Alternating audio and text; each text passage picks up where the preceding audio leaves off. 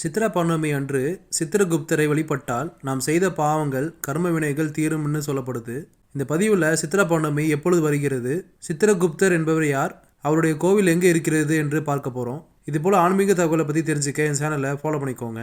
இந்த ஆண்டு சித்ரா பௌர்ணமி மே 11ஆம் தேதி ஞாயிற்றுக்கிழமை இரவு 8:47 தொடங்கி மே 12ஆம் தேதி திங்கட்கிழமை இரவு 10:45 மணி வரை உள்ளது.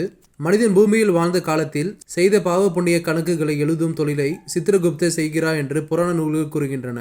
ஆரம்பத்தில் யமதர்மன் இந்த பணியை செய்து வந்தார். அவரது வேலைபளு அதிகமாக இருக்க சிவபெருமானிடம் சென்று தனக்கு உதவியாளர் வேணும் என்று கூறினார்.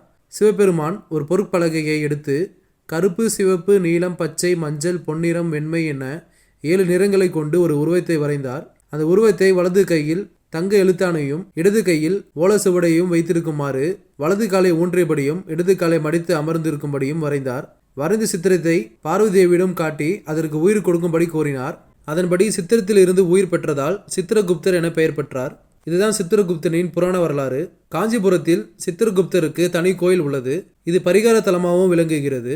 வலது கையில் எழுத்தாணியும் இடது கையில் ஓலசுவடியும் தாங்கியபடி அருள் புரிகிறார். இங்கு கலியுகத்துக்கு முன்னதாகவே சித்திரகுப்தர் எழுந்தருளி உள்ளார் என புராணங்கள் கூறுகின்றன.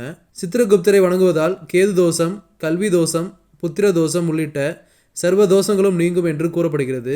ஒவ்வொரு சித்ரா பௌர்ணமி அன்றும் நமது பாவ புண்ணியங்களை அனைத்தும் சித்திரகுப்தரால் எழுதப்படுகிறது என்கிறார்கள். எனவே சித்ரா பௌர்ணமி அன்று சித்திரகுப்தரை நினைத்து விரதம் இருந்தால் நம் பாவங்கள் அனைத்தும் தீர்ந்து நல்ல பலன்கள் கிடைக்கும் என்று கூறுகிறார்கள். நீங்களும் வாய்ப்பு கிடைத்தால் சித்ரா பௌர்ணமி அன்று காஞ்சிபுரத்தில் உள்ள சித்திரகுப்தர் கோயிலுக்கு போயிட்டு வாங்க.